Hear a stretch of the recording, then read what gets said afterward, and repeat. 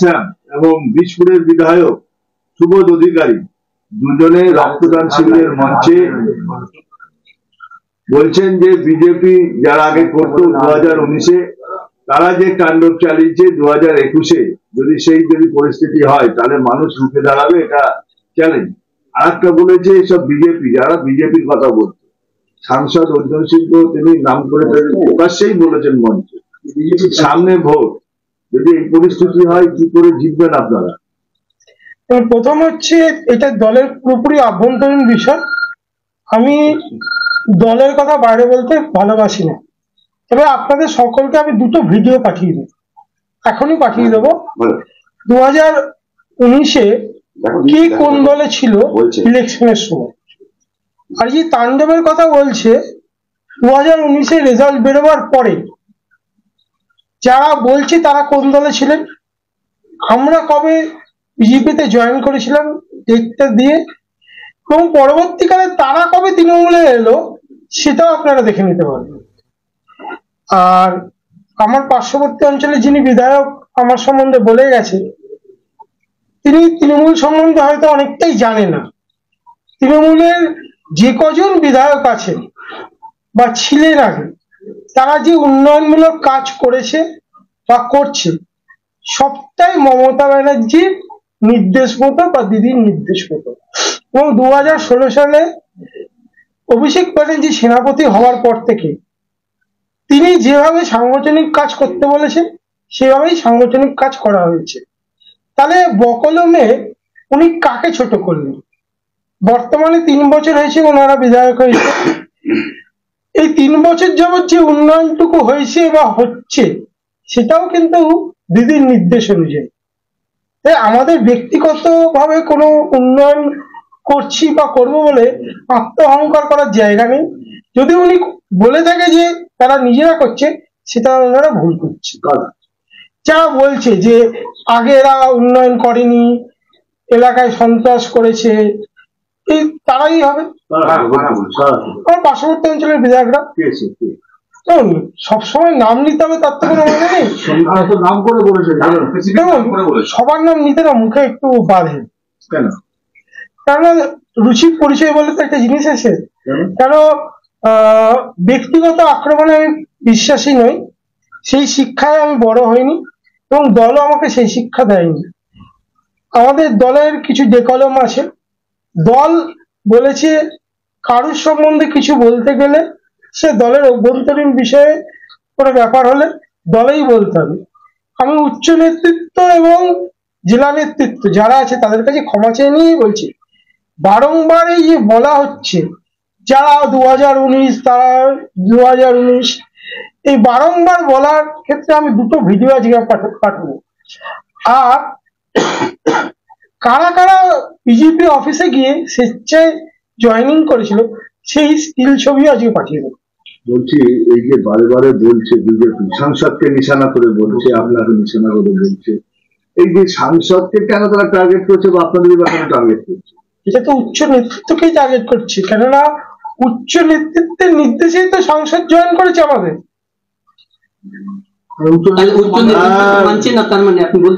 একদমই তাই। কেন আত্ম অহংকার বেড়ে গেলে অনেক সময় এরকম হয়। কতটা আত্মহংকার বলছেন? আত্মহংকার কিসের আত্মহংকার? দেখুন, সরকার দিয়েছে বলে এত বাড়বাড়ন্ত। এদের যারা বলছে সরকারি সুযোগ সুবিধা ছেড়ে দিয়ে মাটির মানুষ হয়ে রাস্তায় নেমে সংসদ কেন আমার সাথেই লড়াই করুক না কেন, রাজনৈতিক লড়াই বুঝে নেওয়া যাবে।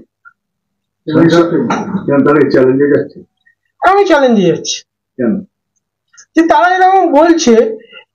দেখুন, অনেকে বলছে 2019-এ তৃণমূল আর আগের তৃণমূলের মধ্যে পার্থক্য আছে, তাদের এই জ্ঞানটুকু নেই। 2009, 2007 যদি নাই আসতো তাহলে 2019 লোকে দেখতে গেল। সিঙ্গুর নন্দীগ্রাম যদি না আসতো, তাহলে কেশপুর যদি না আসতো, তাহলে কিন্তু এই 2019টা মানুষ চোখে দেখতো না।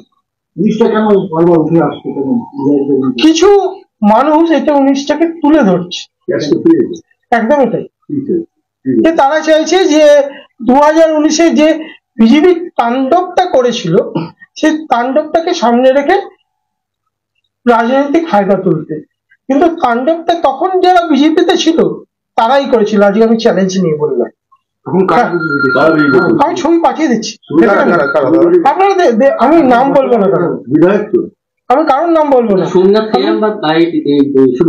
আচ্ছা বলুন, যে বিধায়ক আমার সম্বন্ধে বলেছে উন্নয়ন হয়নি বাজে, তার নিজে একবার ভাবা উচিত না যে 2019-এর পরে সে দলে এসেছে, তার আগে তার মনে জাগেনি যে দিদি উন্নয়ন করছে, অভিষেক ব্যানার্জি উন্নয়ন করছে। 2016-তে সে কংগ্রেস সিপিএম জোটের হয়ে প্রচার করে গেলেন, তৃণমূলের এগেন্সটে, তারপরে হুট করে নেবে এখন বড় তৃণমূল হয়ে গেলেন।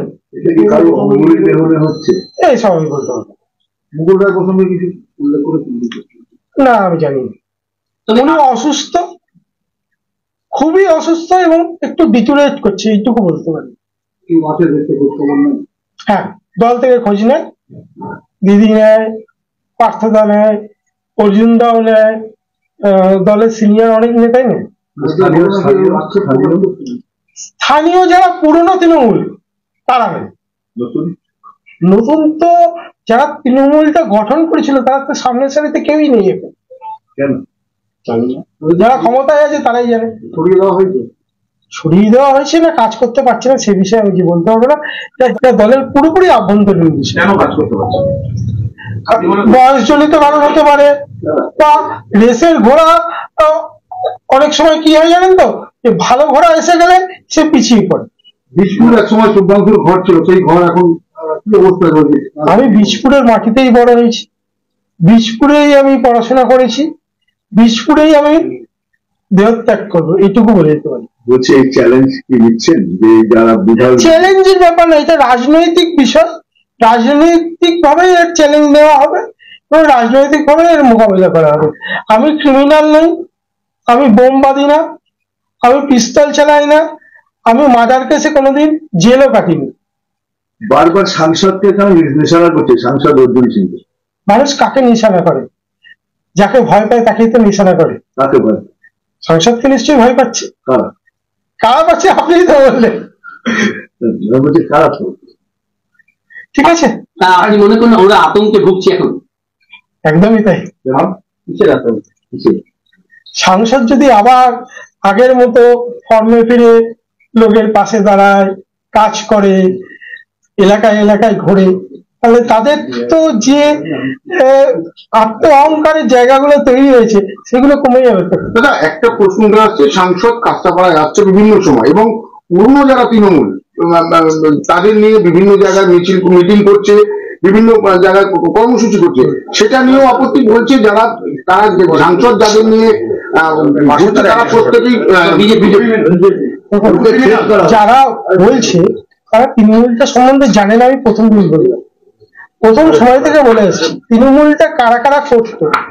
আপনি আজকে যদি বলেন যে বিশপুরে 210টা মতো বুথ আছে, এই 210টা বুথে আগে তৃণমূল এজেন্ট দিতে পারতো না, হার্ডলি 150টা, তখন আরো কম বুথ ছিল, হয়তো 60% বুথে এজেন্ট দিত।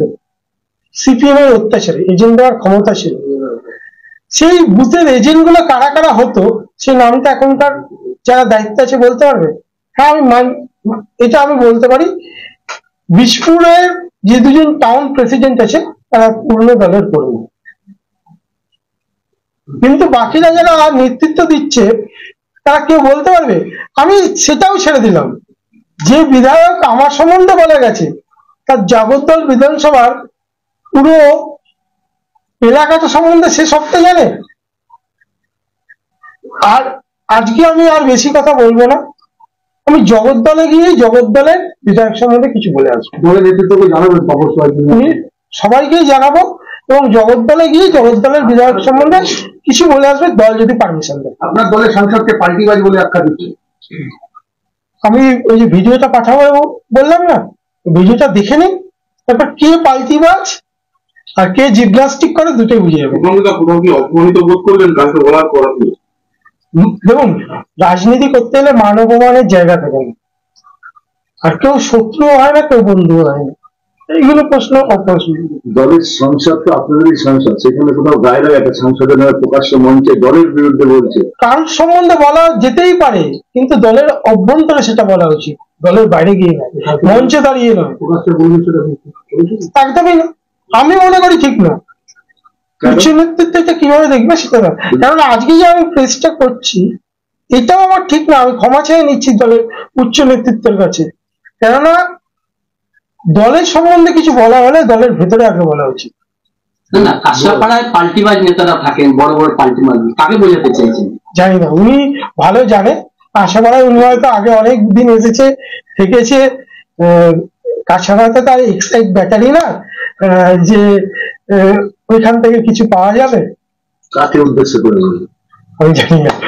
চলো, দলীয় কর্মীদের কি কোনো জবাবদিহি করতে হচ্ছে এই সমস্ত যারা তৃণমূলকে ভালোবাসে, তৃণমূলের জন্মলগ্ন থেকে এসেছে, থেকেছে, দলের হয়ে মার খেয়েছে সিপিএম এর কাছে, কংগ্রেস এর কাছে এবং বিজেপির কাছে, তাদের সবাইকেই জবাবদিহি করতে হচ্ছে। তারা মুখটা ছোট হচ্ছে, নিজেদের মধ্যে কাদা ছড়াছড়ি। দেখুন, একটা জায়গায় গোষ্ঠী থাকলে তার কন্দল হবে, কিন্তু সেটা আভ্যন্তরীণ জায়গায় করা উচিত। না, আপনি এখন বললেন